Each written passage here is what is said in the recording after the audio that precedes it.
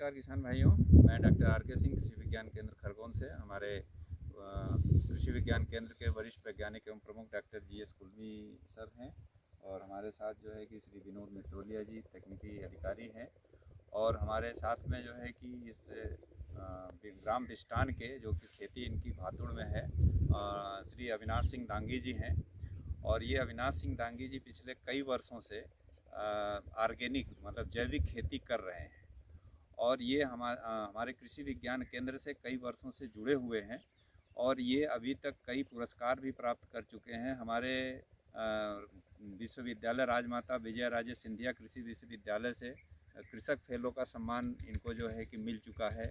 इसके अलावा Madhya Pradesh biodiversity board से भी इनको बेस्ट बायोडाइवर्सिटी फार्मर का पुरस्कार भी मिल चुका है।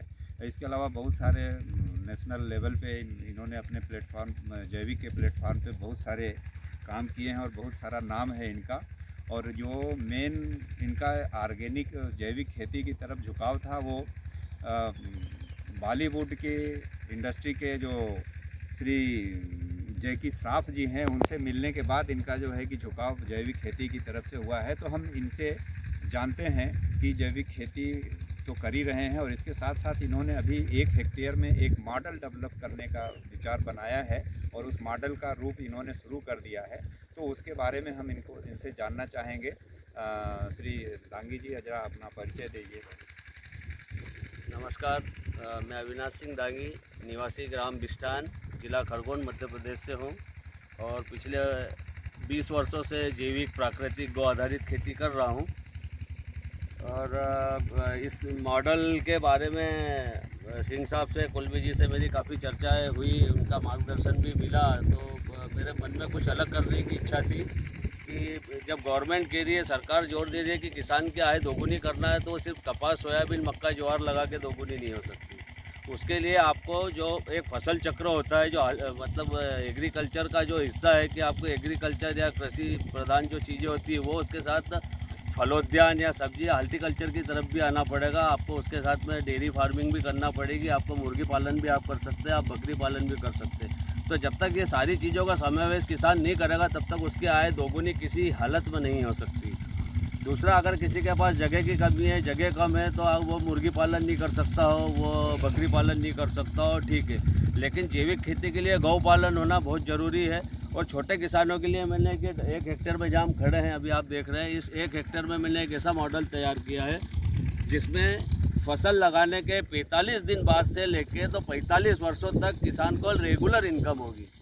यानी सारी चीज़ें हैं इसमें, फल फूल सब्जी अनाज दाल सारी चीज़ें इस एक ही खेत में मैंने प्रयास किया है लाने का। और मेरा प्रयास ये है कि 1 वर्ष में 75 से 90 तरह की फसलें मैं इस 1 हेक्टेयर खेत से निकालूं। दांगी जी, अभी इसमें आप कौन कौन से फल के पौधे लगाए हुए हैं? इसमें सर शुरुआत से मैं आपको बताऊं तो नारियल और कटहल है, उसके बाद सीताफल है सीडलेस, उसके बाद फिर जाम है, फिर आम और संतरा है, फिर सीताफल है रेड वाला, एक पर्पल कलर का सीताफल आया है वो है, फिर जाम है, फिर संतरा है, आम है, फिर उधर मौसम्बी है, फिर आम है।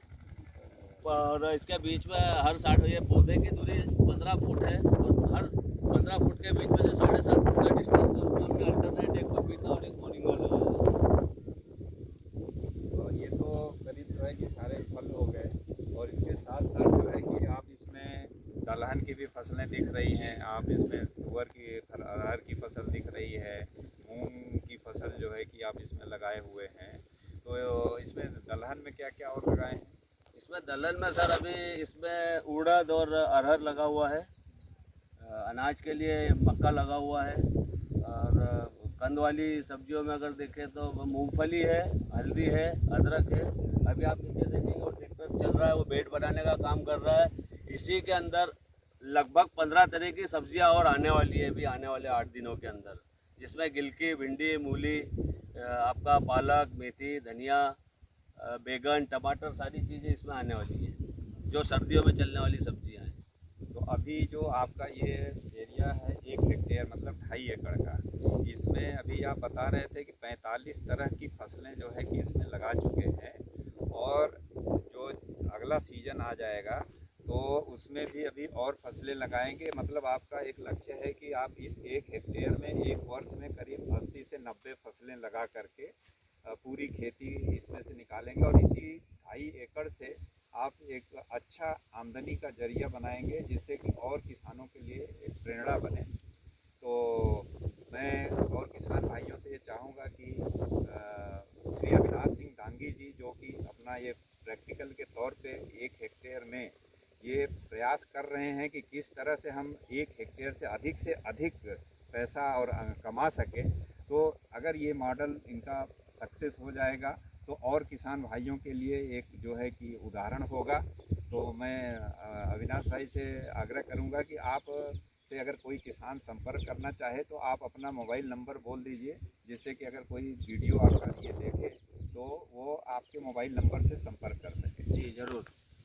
मेरा नंबर है 97 550 16 861 9755016861। रात को 8:30 बजे के बाद आप मुझे कभी भी फ़ोन कर सकते हैं, मैं आपके लिए तैयार हूँ। सुबह से डांगी जी, आपका ये जो agri horticulture multilayer farming system हम लोगों ने देखा, तो इसको आपने मतलब किसान की आमदनी बढ़ाने के हिसाब से आपकी थीम है, लेकिन मैं सोचता हूँ कि किसान की आमदनी बढ़ाने के साथ साथ में ये पोषण स्मार्ट भी आपका जी। मॉडल होगा, क्योंकि पोषण के लिए भी इसमें सब चीज़ आपने अकोमोडेट की है। जैसे आपने दालों को इसमें अकोमोडेट किया, फलों को किया, सब्जी को किया, सीरियल्स को किया, अनाज को किया, तो इससे क्या है कि एक पोषण का भी एक अच्छा मॉडल हो सकता है। तो इसको भविष्य में आप इनकम बढ़ाने के साथ साथ इसको पोषण से भी जोड़ें, तो ये किसान के लिए और भी ज़्यादा मतलब एक मोटिवेशन होगा। तो हमारा आपसे ये रहेगा कि इसको पोषण से भी आप कैसे जोड़ सकते हैं, थोड़ा सा बताएं। पोषण के लिए क्या क्या आपने इसमें लगाया है? पोषण के लिए जैसे सर, मनुष्य के दैनिक जीवन में जो आवश्यकता होती है पोषण के लिए, उसमें होता है फल, सब्जी, अनाज, दालें, भोजन जो भी होता है, जिस तरीके से वो अपने आहार की पूर्ति करता है, वो सारी मैंने इस 1 हेक्टेयर के अंदर ली है। और वो अपना पोषण सही रखने के साथ साथ अपने परिचितों का, अपने मिलने वालों का, सब लोगों का पोषण भी अच्छे तरीके से दे सके उनको, केमिकल फ्री चीज़ें, इसलिए इस मॉडल पे काम कर रहा हूँ सर। इसमें बीच बीच में मोरिंगा भी आपने लगा रखा है। हर 7.5 फुट पे मोरिंगा है, पपीता है सर। हाँ, तो ये मोरिंगा भी जो है कि काफ़ी न्यूट्रिशनल है और ये इससे जो है कि काफ़ी जो भी किसान हैं, चाहे जो भी खाने वाले लोग हैं, तो मोरिंगा का जो उत्पादन मिलता है ये बहुत ही न्यूट्रिशियस होता है और इसका उपयोग ज़्यादा से ज़्यादा लोग करेंगे तो न्यूट्रिशन में जो है कि ज़्यादा उनको प्रोटीन वगैरह जितना भी चीज़ें हैं वो मिलती रहेंगी। मोरिंगा लगाने के 2 कारण और है सर मेरे इस खेत पे। हाँ। जो मोरिंगा की फली होगी वो तो मार्केट जाएगी ही जाएगी, लेकिन जब उसकी उम्र होने के बाद, फल टूटने के बाद जब हम उसकी कटाई छटाई करते हैं, तो वो जो कटाई छटाई वाली पत्तियां होगी वो मैं गौ माता को खिलाऊंगा। उससे भी उनको मतलब गौ माता को भी न्यूट्रिशन मिलेगा। दूसरा, जब पेड़ की पत्तियां पीली पड़ के या सूख के खिलेंगी तो ज़मीन के अंदर भी वो एक न्यूट्रिशन का निर्माण करेंगी। तो मेरा 2-3 पर्पज़ है मोरिंगा लगाने का, इसलिए मैंने हर 7.5 फुट पे मोरिंगा लिया है। बहुत अच्छा है रांगी जी। इसमें जैसे कि आज अपने भारतीय जो भारत सरकार, केंद्र सरकार की तरफ से खाद्य और पोषण दिवस आज मनाया जा रहा है। 24 अगस्त को पूरे देश में खाद्य और पोषण दिवस का आयोजन किया गया। उसी अवसर पर हम लोगों ने आपका ये जो एग्री हार्टी मॉडल देखा और आपने इसके बारे में विस्तार से बताया, इसके लिए आपको बहुत बहुत धन्यवाद। और आने वाले समय में निश्चित है ये किसानों के लिए काफ़ी मोटिवेशन रहेगा और इससे किसान अपनी आमदनी बढ़ाने के साथ साथ में अपने परिवार का पोषण भी अच्छे से कर पाएगा। थैंक यू, धन्यवाद। धन्यवाद।